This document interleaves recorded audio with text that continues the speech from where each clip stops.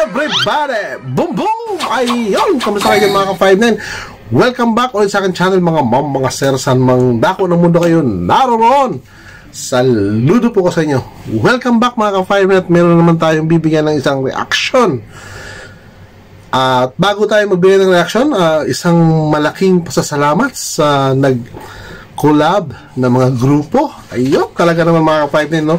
Yung mga dating may pangalan na ganito ay pinagsama-sama nila at pinagpapalitan nila ng mga solid techram mga ka-59. Talaga naman pinakita ng mga taong ito na ang pagsuporta nila sa mga vlogs ni Ramil, sa Pamilya Manalastas at sa channel ni Ramil ay walang hinihinging kapalit, bagkus patuloy sa pagtulong para mas marami pa ang matulungan ng mga taong nangangailangan, katulad ng mga scholars ni Ramil na patuloy niyang sinusuportahan. Ngayon mga ka-59, dumako tayo sa ating reaksyon.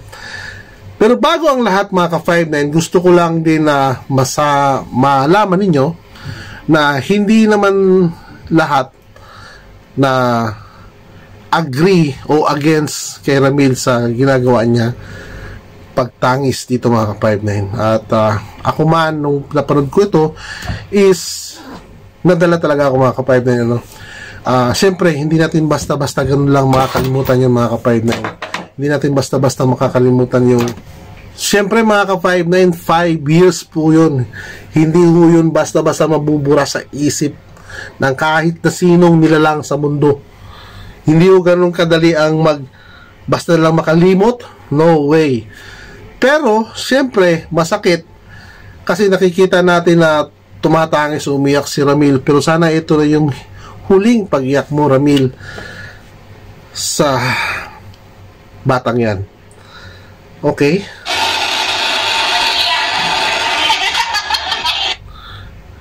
Ito yung ano. Kung napansin nyo kanina sa live mga ka-59, nakita nyo na halos lahat ng mga taong nandoon ay masasabi natin na talagang natangay ni Ramil. At habang nanonood din ako ay natangay din ako ni Ramil mga ka-59. Maaaring hindi lang ako kundi pati kayo ay natangay talaga sa masyadong ma-emotional na paggunita o pag-alala ni Ramil na yung mga grupo, hindi sana mabubuo itong mga grupo na ito kung hindi dahil kay Ramil. Hindi dahil dun sa Batang Kargador. At dahil dito sa Batang Kargador, nagkaroon ng mga ganitong grupo at nagkaroon ng mga pagtitipon. Tinatawag natin siyang Batang Pinagpala kasi siya lang yung merong isang taon, buong isang taon na selebrasyon ng kanyang kaarawan. So, yun. Bigyan natin ng reaction at magbibigay rin ako ng reaction. Okay,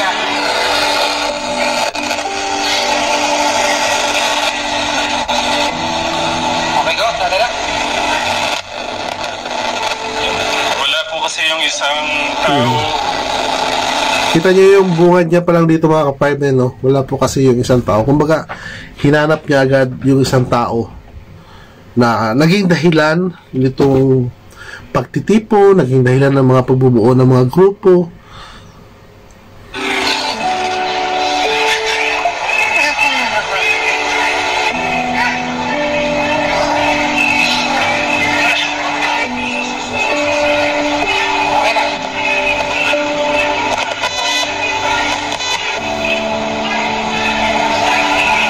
Muna yung pasasalamat, yung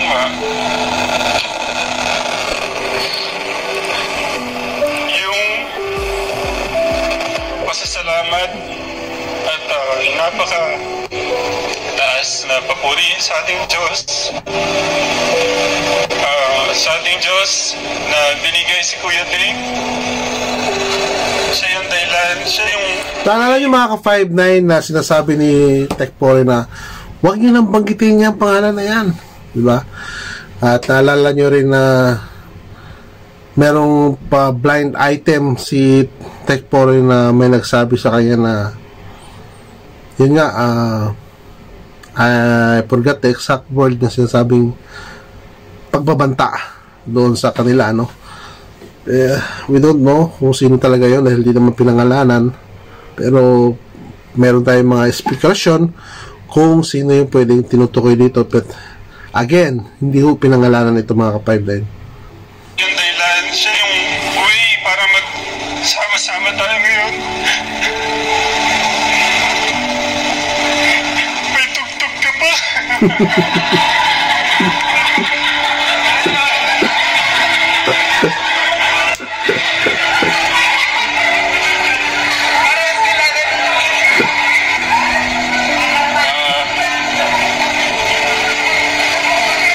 Hanggang ngayon marami po akong tanong na isinusuko ko sa ating Diyos. Kung ano po yung dahilan. Alam ko may dahilan at reason si God. Yun, doon tayo mga ka-5-9. Alam ko may dahilan at may reason si God kung bakit nangyari ito. Kung inyong mapapansin mga ka-5-9, hindi mabibisto yung ganitong klaseng kalakaran kung hindi binalik si Luis sa kanyang pamilya. Nung binalik si Luis sa kanyang pamilya, nagkaroon naman ito ngayon ng pagkakataon, itong batang ito na mag-decide din na umalis. Pero alam ko dito ang pinag-ugatan dito mga ka-5-9, if I am not mistaken. Una, pinayagan ni Ramil na humawak ng cellphone si Dave. Dahil nga mag-18 na, so pinapayagan niya ng humawak ng cellphone, and doon nag-start ang lahat. Pumasok yung mga aswang, mga wakwak, mga tik-tik, mga demonyo, mga impacto, mga impacta, nagpasukan lahat sila doon at dinagit nila yung bata. Ito namang bata, ito namang taong ito, hindi na siya bata, ano? Sa ngayon, ha? Ito namang kargador na dating hinhangaan natin na talaga namang sinusuportahan natin, at pati ako binablog ko siya dati dahil ibang klaseng bata ito, ibang klaseng nilalang, ibang klase sa lahat ng mga ibang klase, sa lahat ng pinakamaswerteng bata. Ito na siguro ang pinakamaswerte sa lahat ng bata. Na-experience niya lahat mga ka-5-9.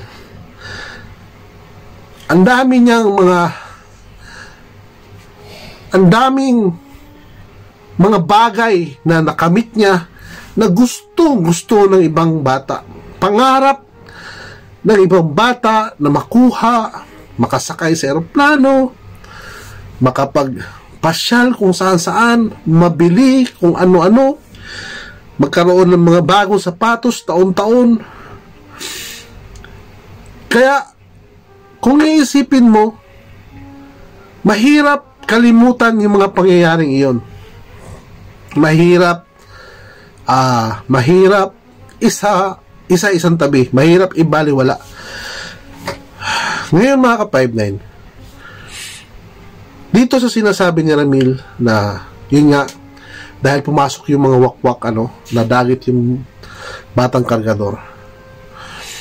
Ang pinakamasamang tao talaga dito is kung pinakautak na pinakawalang hiya, nagrapal, na balasubas, barumbado, trantado, ano ba dapat itawag sa'yo, lahat ng mga masasamang salita na pwede sa mundo na dapat ibigay sa'yo, ikaw yun.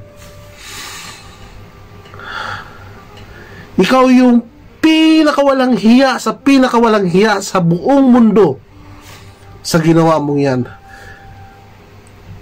Hindi mo nararamdaman yung nararamdaman ni Ramil. Hindi mo nararamdaman yung mga nararamdaman ng totoong nagmamahal sa Tekram. Totoong nagmamahal sa Pamilya Manalastas. Totoong nagmamahal sa mga vlogs ni Ramil. Akala nyo kasi, ulitin ko na naman to, akala nyo kasi makukuha ninyo itong grupo na to. Tingnan nyo ha, nag-collab sila. Mga dating hindi magkakasundo, ngayon nagkasundo-sundo sa iisang hangarin mga ka-5-9 ang makatulong. Iisa ang kanilang objectives ang makapag-abot ng pagmamahal sa mga tao na ngailangan, hindi katulad ninyong mga sakim. Yun, nakuha ko rin. Kayo yung mga walang hiyang mga sakim. Sakim sa atensyon. Ano pa nga ba? Sakim sa kung ano man na dinamay nyo lang yung batang kargador, which is dito sa live ni Ramil na gusto pa rin niyang makita ito, mga ka-59. Pero at nangangarap pa rin si Ramil na one day lalapit sa kanya si Dave, nahihingi ng tawad, magpapakumbaba, at ibalik yung dati. Hindi siguro, hindi na may babalik yung dati. Ang gusto ko lang sanang mangyari dito, itong mga demonyo na kumuha dito kay batang kargador ay sana masulog na sa impyerno. Kulang, alam nyo, meron pa mga salita na masasama na dapat para sa inyo. Yun kayo. Sobrang nakakagalit, sobrang nakakasama ng loob. Pero wala kayong narinig kay Ramil, wala kayong narinig sa mga manalastas. Ayaw na nga sana natin pag-usapan ito, pero itong live na ito ay bali, sana ito ay huling iyak na ni Ramil ito dito sa batang kargador, at sana patuloy na yung kanyang recovery, hindi lang ng kanyang recovery kundi pati yung recovery ni Nanay Jack at ng buong manalastas, mga ka-59. At yun, sana hiling natin at dasal natin na pasasaan ba at lahat ay maayos din. Okay?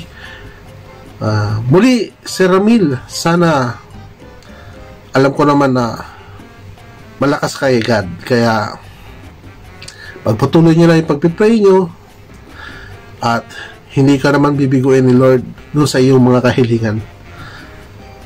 Unti-unti mabibigay sa iyo yan, matutupad mo, at mababago ng panahon, okay, ang mga pangyayari sa paligid. Maraming salamat, mga ka-59, sa patuloy na pagsuporta niyo po sa aking munting channel, at pasensya na kayo, talagang damandama ko yung damdamin ni Ramil bilang isang ama rin ng mga ka-59. Hindi biro yung nangyaring ito. Sana last na iyak na to ni Ramil. Maraming salamat po, mga sir. Sa mang dako ng mundo kayo naroon, saludo po ko sa inyo. Ingat tayo, mga 5 minutes. Huwag kakalimutan na magpasalamat sa araw-araw na buhay na binibigay ng dakilang lumikha. Maraming salamat po. Boom boom!